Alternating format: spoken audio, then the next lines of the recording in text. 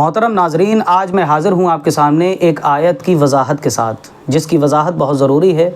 اللہ تعالیٰ سورہ یوسف کی آیت نمبر 103 میں فرماتا ہے کہ اکثر لوگ ایمان لانے والے نہیں ہیں،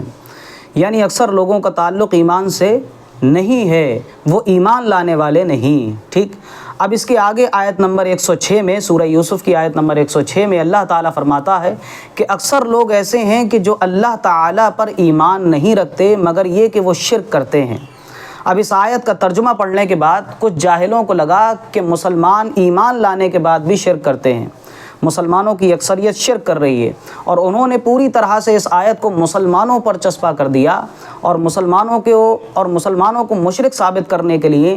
اس آیت کی معنوی تحریف کر ڈالی، قرآن مجید کے معنی کو بدل دیا، جبکہ اللہ تبارک و تعالیٰ سورہ یوسف کی آیت نمبر 103 میں واضح فرما رہا ہے کہ اکثر لوگ ایمان لانے والے نہیں، یعنی ان کا ایمان سے کوئی تعلق ہی نہیں ہے، یعنی کفار و مشرکین۔ تو سورہ یوسف کی آیت نمبر 106 میں لفظ ایمان سے مراد شرعی ایمان نہیں ہے، بلکہ یہاں ایمان سے مراد کفار و مشرکین کا اللہ تبارک و تعالیٰ کو خالق و مالک کہنا ہے، جیسا کہ کفار قریش کہا کرتے تھے۔ اور اس آیت کی تفسیر میں حضرت ابن عباس رضی اللہ تعالیٰ عنہ کی ایک روایت ہے، فرماتے ہیں کہ اگر ان سے پوچھو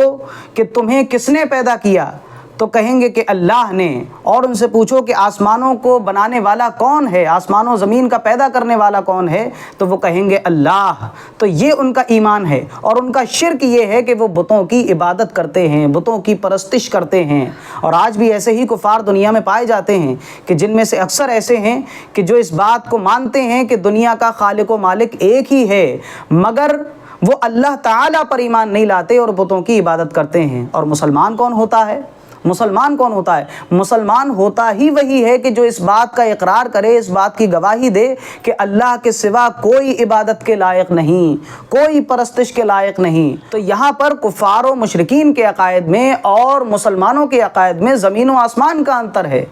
مسلمانوں کا عقیدہ یہ ہے، مسلمانوں کی گواہی یہ ہے کہ اللہ کے سوا کوئی عبادت کے لائق نہیں، اور کفار و مشرکین اللہ کو خالق و مالک جانتے ہوئے بتوں کی عبادت کرتے ہیں۔ اور مسلمانوں کے بارے میں رسول اللہ صلی اللہ علیہ وسلم نے قسم کھا کر ارشاد فرمایا، بخاری شریف کی حدیث 1344 میں رسول اللہ صلی اللہ علیہ وسلم فرماتے ہیں کہ قسم اللہ کی، مجھے تم پر اس بات کا خطرہ نہیں کہ تم میرے بعد شرک میں مبتلا ہو جاؤ گے، بلکہ مجھے ڈر اس بات کا ہے کہ تم میرے بعد دنیا حاصل کرنے میں لگ جاؤ گے۔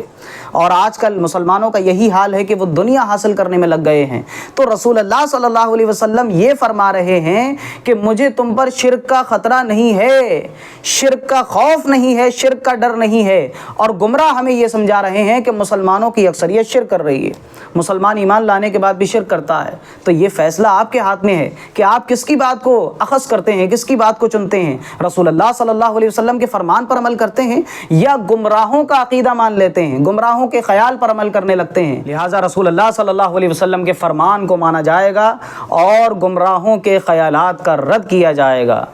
گمراہوں کے خیالات کو نہیں مانا جائے گا، ان کے خیالات کا رد کیا جائے گا۔ تو پتہ یہ چلا کہ سورہ یوسف کی آیت نمبر 106 یہ کفار عرب کے بارے میں نازل ہوئی ہے، اس کا مسلمانوں سے کوئی تعلق نہیں، یہ مسلمانوں کے بارے میں نازل نہیں ہوئی ہے، یہ کفار عرب کے بارے میں نازل ہوئی ہے۔